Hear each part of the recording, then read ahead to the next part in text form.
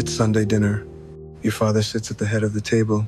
There's the familiar sound of chopsticks against ceramic bowls, the quiet clinking of glasses being set down. And then he begins. The story of his first job, the winter he almost quit, the boss who changed his mind. You've heard this story before, 100 times, maybe more. You could probably tell it yourself by now. Word for word. Your mother doesn't even look up from her plate. She's heard it even more times than you have. And somewhere in the middle of the telling, you feel it. That small, tired impulse to tune out, to let the words wash past you. The way water runs over a stone, it is worn smooth. You've probably done this. I have. Most people would call this aging, memory fading, a mind slowly losing its grip on the present. And honestly, that's what most families believe. That is just something that happens. That repetition is the price of growing old. But psychology tells a different story. One that most of us have never stopped to consider. And once you hear it, you may never listen to your parents the same way again. Here's a question almost nobody thinks to ask. Why that story? Your father has lived for decades. He has thousands of memories, birthdays, arguments, quiet mornings, things that mattered and things that didn't at the time. So why does he keep coming back to this one? Why not a different story? Why not a bigger one?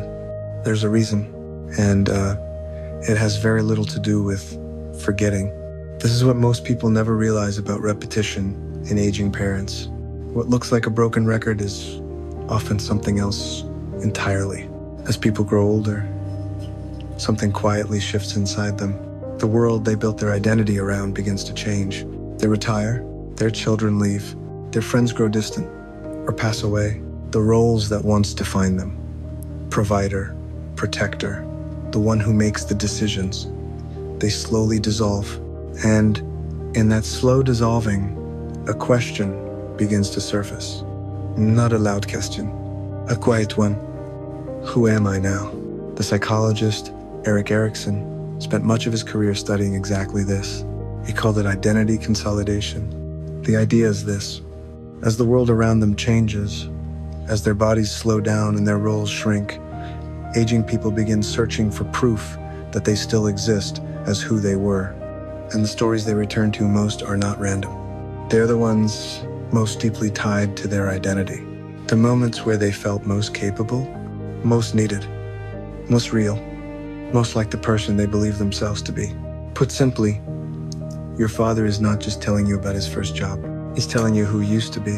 And in a world that is slowly moving on without him, where his opinions carry less weight and his presence feels less essential, that story might be a kind of mirror. A mirror he holds up to himself. And every time he tells it, for just a moment, the reflection is still clear. The man in the story is still strong, still needed, still there. At least in that moment, he is still himself. And maybe that's enough. Maybe that's the whole point. But here's where it gets deeper. In many cases, it's not simply that he forgot he told you. That's not what's happening. Or at least, that's not all of it. There are stories the brain returns to more than others. Not out of habit, not out of confusion, but because those particular memories are tied to something the person needs.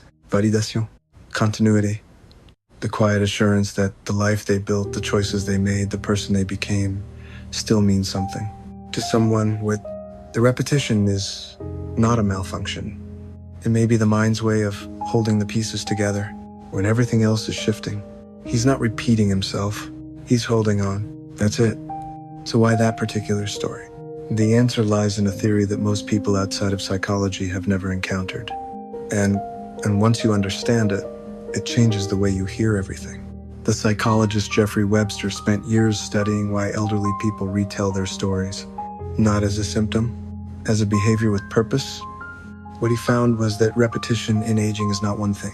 It serves many functions. All at once, some stories are told to pass down lessons, the quiet kind of wisdom that a parent never quite found the direct words for. Some are told to maintain connection, to say, in the only way they know how, I am still here. I still have something to offer. Some are told to prepare, very quietly, for the end, to review a life and ask whether it added up. And some, perhaps the most important of all, are told simply to search for meaning, to take the raw, ordinary material of a long life and ask the hardest question, did it matter?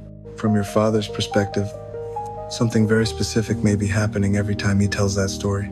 He may be trying to hand you something, not advice, not instruction, something more fragile than that, a piece of himself, a lesson he never quite learned how to say in plain words. And each time the story finishes and no one asks a follow-up question, each time the table goes quiet and the conversation just moves on, a small silence forms, not an angry silence, not a resentful one, a quiet one, the kind that settles slowly, like dust on a photograph no one picks up anymore. That's not just a memory he's sharing. It may be the legacy he's trying to leave behind, one telling at a time. Here's what very few people ever stop to consider. When we don't respond to the story, when we let it pass without a question, without curiosity, without even a nod that says, I hear you, it may quietly touch something very deep inside him, a worry that lives just beneath the surface. Not a loud fear, not one he'd ever name, but a persistent one, that the most important things in his life, the moments that shaped him, the choices that defined who he became, are slowly becoming something no one listens to anymore. That the story and the man inside it are fading at the same pace. It's not always about memory. Sometimes it's about meaning. So how do you tell the difference? When is repetition simply a normal part of aging? And when should you pay closer attention? There are a few things worth watching for. If your parent retells the same stories to the same people, sometimes even in the same conversation, but can still follow new information and respond to your questions, this is usually healthy reminiscence. It's the mind doing what it's designed to do. But if the repetition comes with confusion, with difficulty tracking time, with trouble recognizing familiar faces or remembering recent events, that's worth a conversation with a doctor. Specifically, a geriatrician or a neurologist who understands the difference between normal aging and something that may need attention. Your job is not to diagnose. It never was. Your job is to notice and to respond with care. You don't need a grand reaction. You don't need to fix anything. You don't need to suddenly become a different kind of son or daughter. You just need one real question. Next time your father starts that story, the one you've heard 100 times, try something you've never tried before. Instead of waiting for it to end, ask him something about it. How did that feel at the time? What mattered most to you about that moment? Why do you think that one stayed with you? You might be surprised by what he says, because the story will be the same. But the answer he gives might be one you've never heard. And that answer might be the thing he's been trying to tell you all along. Same table, same chair, same story, the same words in the same order, told with the same pauses in the same places. But now you hear something you didn't hear before. Not just the story, the man inside it. And maybe this time you'll hear a little more. Before there is nothing left to hear. What's the story your parents keep telling? The one you've heard so many times you could tell it yourself. We'd love to hear it. Tell us in the comments.